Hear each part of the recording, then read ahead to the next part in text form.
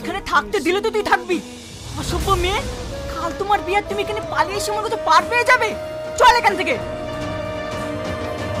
আমি যাব না, আমি যাব।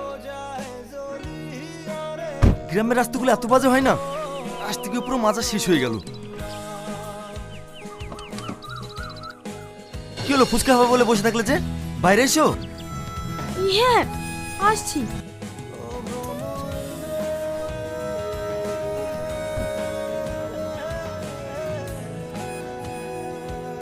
ভাই কটা হলো? 10টা। আর দেব না, ক টাকা হলো ভাই? 15 টাকা।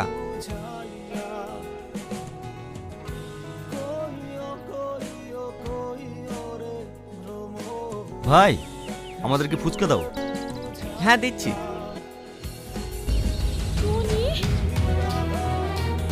তুমি এখানে?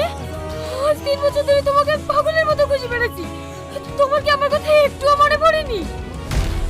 আরে আরে, এ কি করছেন আপনি? আপনার কথা আমি চিনিই নি। ছাড়েন, ছাড়েন বলছি, ছাড়েন। এসব তুমি কি বলছো? তুমি আমাকে চিনতে পারছো না? আমি তোমার সালমা। তুমি কেন আমার ভালোবাসা অস্বীকার করছো? সালমা? কোন সালমা? আমি সালমা বলে কাউকে চিনিনি। ছাড়েন আমাকে। সালমা, রাস্তাঘাটে কি এসব বন্ধু শুরু করেছো? 10 দিন বাদে তোমার সাথে আমার বিয়ে, আর তুমি এখানে নাটক করতে বসেছো? চলো। না, আমি যাবো না, আমি যাবো না। আমি 3 মাসের পর টনিকে পেয়েছি। আমাকে ছাড়ো টনি, তুমি একবার বলো আমাকে ভালোবাসো। আমি যাবো না, আমাকে ছাড়ো টনি।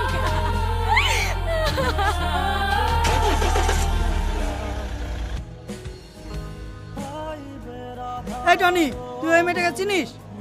আরে না না, ওকে আমি চিনিই নি। হঠাৎ করে আমাকে জড়িয়ে ধরে বলছে আমি ওকে চিনি। ইয়া কি মেনে নিয়ে যাই বল? ও, তাহলে মনে হয় মেয়েটার মাথার প্রবলেম আছে। বাদ দে। হতে পারে। আমাদেরকে ফুচকা দেন ভাই। হ্যাঁ হ্যাঁ দিচ্ছি। ছি ছি ছি ছি, আমার ভাবতেই ঘৃণা হচ্ছে। তুই আমার মেয়ে হয়ে সামনে একটা ফুচকা আমাকে ভালোবাসিস?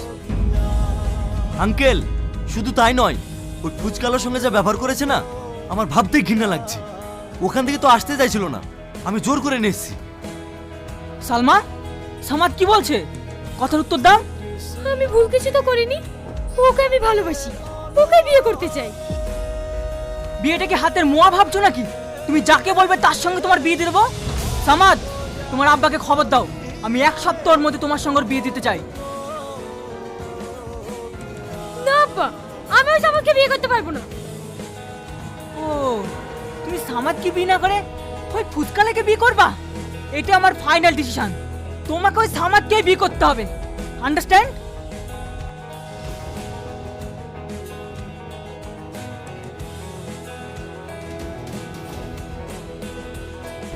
আজকের পর থেকে ও যেন বাড়ির বাইরে 1 পা না বেরোতে পারে।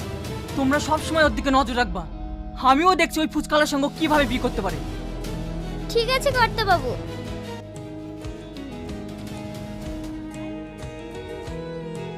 দিদি খাবার নিয়ে এসেছে, খেয়ে নাও। আমি খাবো না, খাবার নিয়ে যা। আজ 2 দিন হয়ে গেল তুমি কিছু খাওনি। এভাবে চলতে থাকলে তো তুমি অসুস্থ হয়ে যাবা। ও অসুস্থ? আমি মরতে চাই। এটা দেখি সত্য। মন খারাপ করো না দিদি, সব ঠিক হয়ে যাবে।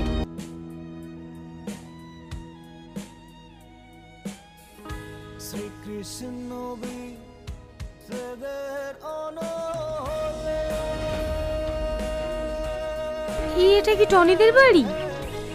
হ্যাঁ, কিন্তু তোমাকে তো ঠিক চিনতে পারলাম না মা। আমাকে আপনি চিনবেন না, আমি কলকাতা থেকে আসছি। টনি বাড়িতে আছে? হ্যাঁ আছে। একটু ডাকেন না আন্টি। বাবু একটু বাইরে আয় তো, একটা মেয়ে তোর খোঁজ করছে। কে?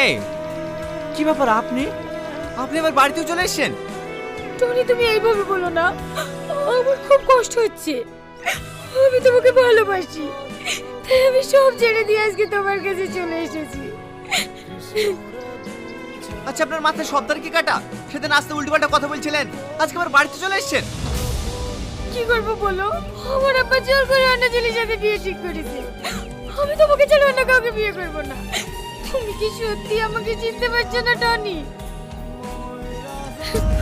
আবার সে চিনতে পারছো না? আরে আপনাকে আমি কবার বলবো, আপনাকে আমি চিনিনি। আপনি কেন বুঝতে চাইছেন না? তুমি একবার বোঝার চেষ্টা করো।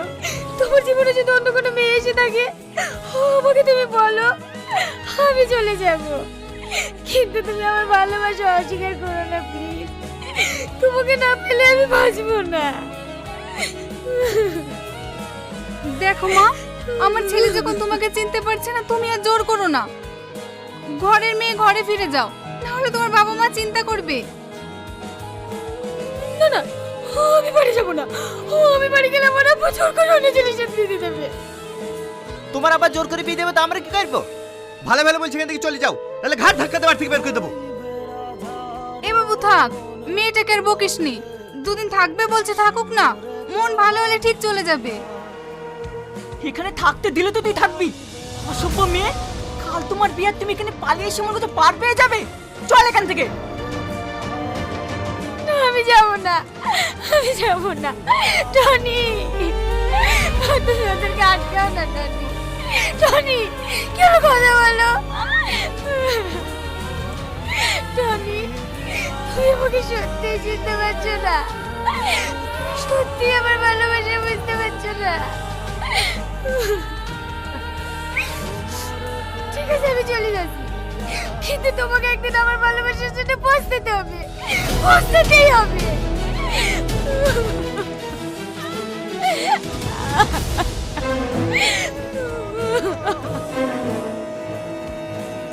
কি ব্যাপার টনি, তোদের বাড়িতে সালমা এসেছিল? আর উড়াই বা কারা ওভাবে টানতে টানতে লিখালো? তুই ওই মেয়েটাকে চিনিস নাকি? চিনবো না মানে? ও তোর প্রেমিকা, তুই ওকে পাগলের মতো ভালোবাসতি। কি আবার বলছি? তুই কি ওই মেয়েটার মধ্যে পাগল হয়ে গেলি নাকি? আমি পাগল না, তুই ভালো করে মনে করে দেখ। আমি তুই যখন 3 বছর আগে কলকাতায় কাজে গেছিল না, তখন এই সালমার সাথে তোর পরিচয় হয়। তোর মনে পড়ছে না? ভালো করে মনে করে দেখ, যেদিন আমার হাত কেটে গিয়েছিল।